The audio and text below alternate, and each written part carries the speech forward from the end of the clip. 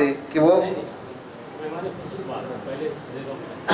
जी जी जो यहाँ पर एक प्यारी सी शख्सियत हमारी बहन यहाँ जो मौजूद हैं, साबु सिद्दीक की प्रिंसिपल ज़ेबा मलिक साहबा, मैं आपसे मुल्तमिस हूँ कि वो आए और अपने ख़यालात का इजहार करें।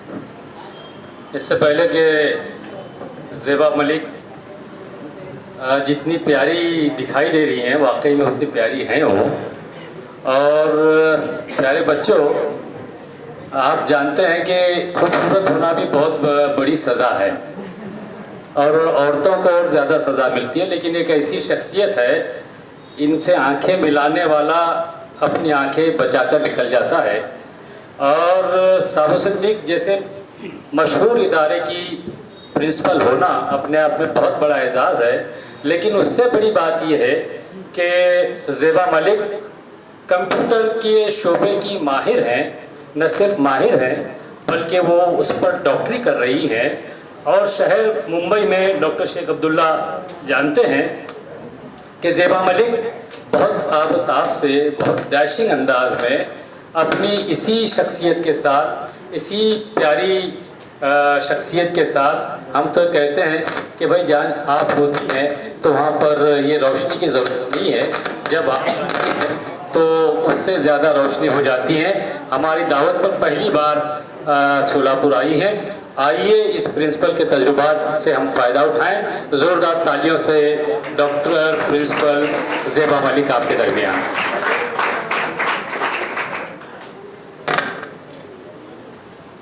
अस्सलाम वालेकुम। नहमदु व नुसल्ली अला रसूलिल करीम, अम्मा बाद।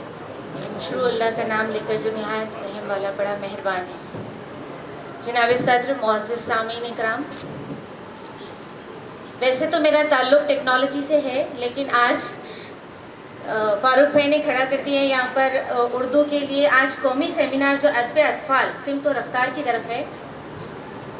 तो बोलना तो ये चाहूँगी कि अंदाज़े बयां गरचे बहुत शौक़ नहीं है, अंदाज़े बयां गरचे बहुत शौक़ नहीं है, शायद कि तेरे दिल में उतर जाए मेरी बात। तो बस कहना तो ये चाहूँगी कि ये सेमिनार है और इसमें अदब अतफ़ाल, जिस तरह हम समझते हैं कि हमारे जो बच्चे हैं और उनकी जो तरबियत है, मोस्टली जैसा हम देख रहे हैं, हमने जो हमारे सेमिनार्स में, बहुत सारे मेरे सेमिनार्स भी हुए हैं। शोलापुर ज़्यादा दूर नहीं होता तो शायद मैं यहाँ तक भी पहुँच जाती, भिवंडी तक तो मैं जाके आई हूँ। तो ये एक हमेशा जज्बा रहा है कि अपने बच्चों को किस तरह तालीम की तरफ लाया जाए। चाहे जहाँ तक हमने देखा है कि जो भी उर्दू मीडियम के बच्चे होते हैं, वर्नाकुलर मीडियम के बच्चे होते हैं, मराठी मीडियम के, इन बच्चों में एक अलग जज्बा होता है, जिनको अगर हम आगे ले जाएं तो आगे जाके यही बच्चे बहुत तरक्की करते हैं। तो हमारा मोस्टली ये रहता है कि बच्चों को उनके जहनियत के हिसाब से समझना, वो क्या करना चाह रहे हैं, किस शोबे में जाना चाह रहे हैं और वो शोबा उनके लिए बराबर है या नहीं। ये चीज़ों में मैं बहुत बार करियर गाइडेंस करती हूँ, बॉम्बे में भी करती हूँ और यहाँ पर भी अगर आप लोग चाहेंगे तो हम करियर गाइडेंस के प्रोग्राम यहाँ पर भी रखेंगे, जिसमें हम सिर्फ टेक्नोलॉजी पे नहीं लेके आते। हम ये बताते हैं कि भाई आपको अगर आपके इरादे हैं पढ़ने के तो आपको कोई रोक नहीं सकता। पैसा एक ऐसी चीज़ है जिसकी वजह से बहुत सारे लोग रुक जाते हैं, लेकिन आजकल महाराष्ट्र गवर्नमेंट के इतनी सारी स्कीम्स हैं, स्कॉलरशिप स्कीम्स हैं, जो हम लोगों को समझ में ही नहीं आती, हमारे लोगों को पता ही नहीं चलता और हम मोस्टली ये सोच के रह जाते हैं पीछे कि अरे बहुत ज़्यादा फ़ीस होती है, इंजीनियरिंग बहुत ज़्यादा फ़ीस है, मेडिकल बहुत ज़्यादा फ़ीस है, तो हम नहीं कर पाते।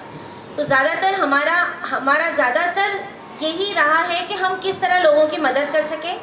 यहाँ नहीं पहुँच सके तो हमने हमारे चैनल्स पे स्कॉलरशिप स्कीम शुरू की है कि वो स्कॉलरशिप स्कीम पूरे महाराष्ट्र के लिए है, वो किस तरह आप हासिल करें। लड़कियों के लिए एक से एक स्कीम है, अगर आप ग्रेजुएट करना चाह रही हैं, डॉक्टरेट करना चाह रही हैं, इंजीनियरिंग, मेडिकल, लॉ, सारी चीज़ों में आप जा सकते हो। और आज की तारीख में ये बहुत ज़रूरी है कि अगर हम बोलते हैं ना कि एक आदमी पढ़ता है तो वो सिर्फ एक आदमी पढ़ता है, लेकिन अगर एक औरत पढ़ती है तो पूरा हमारा समाज पढ़ता है, पूरा हमारा घर पढ़ता है। और ये चीज़ों को लेके मैं ज़्यादातर कोशिश कर रही हूँ कि हमारी लड़कियाँ पढ़ लें। पढ़ाई का मकसद ये नहीं कि आपको पढ़ना है, जॉब करना है, हमको इसलिए पढ़ना है कि कल चल के हमारे बच्चों को पढ़ाना है और बच्चों को एक अच्छी राह पर ले जाना है। आज बहुत ज़रूरी है और जो ये कॉम्पिटिटिव एग्ज़ाम्स वगैरह होते हैं उसमें बैठना बहुत ज़रूरी है। तो मेरी बस इतनी सी गुजारिश रहेगी कि हमारी जो माएँ बहनें यहाँ बैठी हुई है उनसे एक ही रिक्वेस्ट है कि मोस्टली बाप और वालिद का ताल्लुक़ होता है कि वो पैसा कमाएं और घर वालों को, जैसे अपने बच्चों को, अपनी फैमिली को अच्छी चीज़ें मुहैया करें ताकि वो अच्छे फ्लरिश हो सके। तो हम लोगों का काम ये होता है औरतों का कि भाई हम हमारे बच्चों पे ज़्यादा ध्यान दें। बच्चों के ऊपर ध्यान देना माँ की बहुत बड़ी जिम्मेदारी हो जाती है। तो ये हमारा काम है कि हमको करना है, और ये चीज़ लेके आज बचपन से जब आप चलोगे तो कहीं जाके आपका बच्चा कुछ बनेगा। शुक्रिया। मौजूद शख्सियात, अज़ीज़ तलबा व तालिबात, हाज़रीन जलसा, मैं ख़ुद आया नहीं, लाया गया हूँ। हमसे पहले भी 2-3 मुक़र्रिरीन ने कहा उम्र गुज़री है इसी दश्त की सयाही में, लेकिन ऐसे मामलात कम होते हैं कि आप ऐसे उठा के लाए गए हों। सच बात यह है, जवाहरलाल नेहरू यूनिवर्सिटी से का जिक्र किया मोहतरम फ़ारूक सैयद ने, इनका जाना हुआ, कई मरतबा वहाँ बात हुई,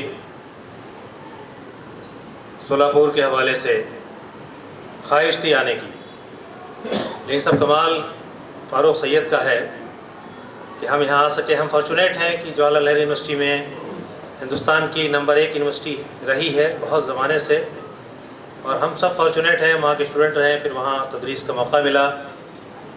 दुनिया की बड़ी बड़ी शख्सियात से हमको वहाँ मिलने का मौका मिलता है। हमने वहाँ सीखा, हमने नाम चॉम्स्की को वहाँ सामने बैठ कर के अपने साथ चाय पी, उनसे बात की। आज दुनिया में उससे बड़ा आलिम तो हयात लोगों में कोई नहीं है। हमें ये एजाज़ हासिल रहा कि हम वहाँ बैठे। के.आर. नारायणन साहब बहुत बड़े स्कॉलर हमारे साथ वहाँ बैठते थे, बाद में इस देश के राष्ट्रपति बने। लेकिन सच बात यह है कि जब सोलापुर या हम इंटीरियर में कहीं भी जाते हैं मुल्क के मुख्तलिफ़ हिस्सों में, तो हमारे ये तालिब इल्म जो हमारा मुस्तक़बिल है, इनको कुछ ऐसी बड़ी शख्सियात से मिलने का मौका मिले। यासिन मोमिन साहब बैठे हैं, साबुत सिद्दीक़ पॉलिटेक्निक का प्रिंसिपल होना अपने आप में एक बड़ी बात है। ज़ेबा मलिक यहाँ तशरीफ़ रखती हैं। शेख अब्दुल्ला साहब अंजुमन के वाइस प्रेसिडेंट चेयरमैन यहाँ तशरीफ़ रखते हैं। इनसे आप जो मिल रहे हैं, इनको जो देख रहे हैं, ये फ़ारूक सैयद का कमाल है। ये आदमी सोलापुर से निकला और मुंबई पहुँचा, और मुंबई से हिंदुस्तान में और दुनिया के मुख्तलिफ़ ममालिक में आज ये आलमगीर शोहरत का मालिक है। ये शख्स, इसकी कीमत चुकाई है फ़ारूक सैयद ने, ये अलग बात है। लेकिन बच्चों के अदब के हवाले से, अदब अतफ़ाल के हवाले से गुलबोटे को एक तहरीक बना दिया, वो फ़ारूक सैयद का कमाल है। और वो सोलापुर का एक ख्वाब लेकर एक बच्चा, एक नौजवान सोलापुर से निकलता है, और कैसे रफ्ता रफ्ता अपनी मेहनत से 1-2 दिन में नहीं हुआ, लेकिन 25 साल का वक्फा गुज़रा, तो इसने एक आलमगीर तहरीक बनाने का काम किया, कुर्बानियाँ देकर किया। तो मैं फ़ारूक सैयद की इसलिए बड़ा एहतराम करता हूँ, इज़्ज़त करता हूँ। अदब अतफ़ाल के हवाले से मेरे कुछ मरूज़ात हैं, मेरे कुछ पॉइंट्स हैं। मैं अभी सेशन में जब मुझे हुक्म होगा, मैं वो आपके सामने ज़रूर पेश करूँगा। इस मौके पे सिर्फ एक बात अर्ज़ कर दूँ, शेख अब्दुल्ला साहब यहाँ तशरीफ़ रखते हैं अंजुमन के हवाले से। कभी कभी कोई कल्ट बनता है, एक कोई चीज़ बनती है। जवाहरलाल नेहरू यूनिवर्सिटी के बारे में इन्होंने कहा कि वहाँ शोबे उर्दू नहीं है, शोबे हिंदी नहीं है, एक अजीब यूनिवर्सिटी है वो। लोग पूछते हैं मुझसे कि मेरे बच्चे को BSc करना है, JNU से कर सकते हैं क्या? मैं 1996 में जुलाई के महीने उम्र गुजरी, तो मैंने कहा नहीं, BSc नहीं है वहाँ पे। तो अच्छा BSc नहीं है, BA कर सकता है? मैंने कहा नहीं है। कॉमर्स कर सकता? नहीं है। मेडिकल कर सकता? आपने कहा नहीं है। क्या है भाई, ये कौन सी यूनिवर्सिटी है? बड़ा नाम सुना है इस यूनिवर्सिटी का, यहाँ पे नहीं है। हमें ऐसे फॉरेन लैंग्वेजेज में ग्रेजुएट की तालीम होती है जवाहरलाल नेहरू यूनिवर्सिटी में। एक ऐसा डिपार्टमेंट है वहाँ पे जिसे स्कूल ऑफ इंटरनेशनल स्टडीज़ कहते हैं। वो हिंदुस्तान में सबसे पहले एक ही इंस्टीट्यूट था। और एक बात और काम की बताऊँ, इस गवर्नमेंट में भी, जिसके बारे में आम तासुर यही है कि इस गवर्नमेंट से और जवाहरलाल नेहरू यूनिवर्सिटी के दरमियान एक बड़ी मोहब्बत का रिश्ता चल रहा है पिछले चंद वर्षों से, आप वाकिफ़ हैं। लेकिन उस स्कूल ऑफ इंटरनेशनल स्टडीज़ के 2 स्टूडेंट इस कैबिनेट में 2 इम्पोर्टेंट मिनिस्टर हैं, हमारी फाइनेंस मिनिस्टर और हमारे फॉरेन मिनिस्टर, दोनों उसी हमारी बिल्डिंग और उनकी दोनों एक साथ लगी हुए स्कूल ऑफ इंटरनेशनल स्टडीज़ के स्टूडेंट हैं। तो उससे नागुज़ीर हुआ। मैं कई मकाम पे गया, हमारे एक दोस्त हुआ करते थे, अभी साल रिटायर हुए हैं, हमारे सीनियर दोस्त हैं प्रोफेसर एहसन मलाकार साहब, बड़े सुलझे हुए आदमी, बड़े गरीब परवर आदमी, साइकिल से चलने वाले आदमी, बड़े सीनियर प्रोफेसर, उनके अंडर में बिहार से एक लड़का आया, PhD MA कर चुका, तो उसके बाद PhD के लिए एनरोलमेंट हुआ। तो मलाकार साहब के पास आया कि सर मैं आप ही के अंडर में PhD करना चाहता हूँ। मलाकार साहब ने उसको दे देखा, कोई बहुत मुतासिर करने वाला लड़का नहीं था, इनिशियली तैयार नहीं थे लेने के लिए, फिर खैर ले लिए। मलाकार साहब से हमारी बड़ी दोस्ती है, हम लोग साथ में चाय पीते हैं और वो पत्थरों पे बैठने वाले आदमी हैं। वो कुछ दिनों के बाद वो लड़का इस कदर हिंदुस्तान में, दुनिया में मशहूर हुआ कि मैं जहाँ कहीं जाऊँ, उस ज़माने में लोग पूछे आपने कन्हैया कुमार को जानते हैं, आप देखा आपने? मैं गया वापस तो एक शाम कहीं, उस ज़माने में रोपोश था, तो रात के अंधेरे में हम लोग कहीं ढाबे पे बैठे चाय पी रहे थे। हमने उस समय मैं तेरी चाय नहीं पीऊँगा, तो क्या नाक में दम कर रखा तुमने? हम कहीं हिंदुस्तान में जाते हैं कोई और बात करने के लिए, लोग पूछते हैं कन्हैया कुमार को देखा है आपने? मामला यह है कि मास कम्युनिकेशन ने कन्हैया कुमार को कन्हैया कुमार बनाया, मास मीडिया ने कन्हैया कुमार को कन्हैया कुमार बनाया। तो ये जो मीडिया की ताकत है, उसको समझना और उसको समझकर अदब अतफाल के हवाले से उसका बेहतरीन इस्तेमाल कैसे हो सकता है, जब तक इस पे हम गौर नहीं करेंगे, मैं नहीं समझता हूँ कि 21वीं सदी में और 21वीं सदी की दूसरी दहाई में अदब अतफाल को लेकर हम आगे जा सकते हैं।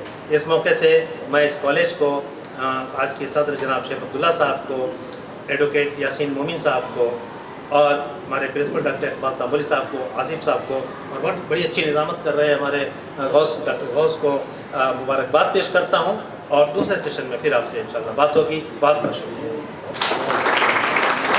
और अच्छा सर, मैं गोरखपुर यूनिवर्सिटी से तशरीफ़ फरमा डॉक्टर साजिद अंसारी साहब से गुजारिश करता हूं कि मुख्तसरन अपने ख्यालात का इजहार करें।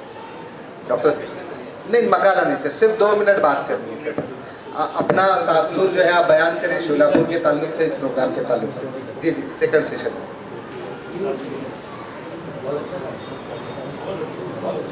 जनाब सादी डायस पे तशरीफ़ फरमा मुअज़्ज़ज़ हाज़रीन, सामीन हज़रात, तुलबा तालबात, अल्लामा इक़बाल ने कहा था कि मिटा दे अपनी हस्ती को गर कुछ मर्तबा चाहे, कि दाना खाक में मिलकर गुले गुलजार होता है। और मजरू सुल्तानपुरी का एक शेर है कि मंजिल की जुस्तजू में क्यों फिर रहा है राही, मंजिल की जुस्तजू में क्यों फिर रहा है राही, इतना अजीम बन जा मंजिल तुझे पुकारे। हाज़रीन जलसा, कहते हैं कि तालीम के साथ साथ तरबियत की बहुत ज़रूरत होती है। इंसान लाख तालीम हासिल कर ले,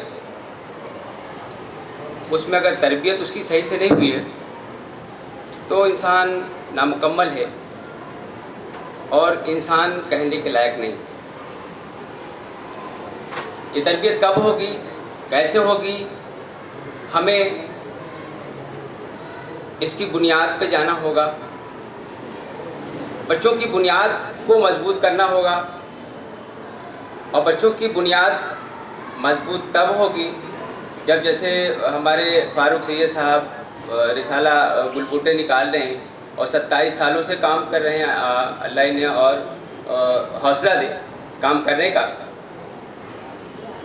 जैसे हमने गोरखपुर में शुरू किया, गोरखपुर यूनिवर्सिटी में हम आपको बताते चलें कि हम तो इंटरमीडिएट तक साइंस आर्ट के स्टूडेंट थे, लेकिन महमूद इलाही हिंदुस्तान में एक नाम रहा है, वो हमारे उस्ताद रहे। महमूद इलाही साहब के साथ, अख्तर बसरी साहब के साथ, अहमद लारी साहब के साथ और तमाम असातिज़ा के सोहबत में रह करके तमाम कुछ सीखने का जो मौका मिला, उससे हम लोगों ने अपना रास्ता निकाला। तो हमें सबसे पहले बच्चों की तालीम व तरबियत, उनकी बुनियाद को मजबूत करने की ज़रूरत है। और जब बुनियाद मजबूत हो जाएगी तो बच्चा कहीं भी किसी सिमत में जाएगा, किसी मरहले में जा कर के वो अपने आप को तरक्की के रास्ते पे लेके चला जाएगा। ऐसे मौजू पे सेमिनार कराया, एक बहुत बड़ी बात है, बहुत बड़ी बात है। ऐसे टॉपिक पे लोग सेमिनार नहीं कराते। ये बहुत अहम टॉपिक है, इस पर बहुत कुछ बात हो सकती है और बहुत कुछ बात बच्चों के जहन में डाली जा सकती है। तो मैं इसी के साथ अपनी बात को ख़त्म करते हुए आप सभी का शुक्रिया अदा करता हूँ। बहुत बहुत शुक्रिया। शुक्रिया सर। मैं बड़े ही अदब व एहतराम से एडवोकेट यासीन मोमिन साहब को आवाज़ देता हूँ। रईस हाई स्कूल के चेयरमैन हमारे दरमियान मौजूद हैं। मेरे नाक़िस इल्म के मुताबिक आप पहली मरतबा शहर शोलापुर में तशरीफ़ फरमाए हैं। ज़ोरदार तालियों से एडवोकेट यासीन मोमिन साहब का इस्तकबाल।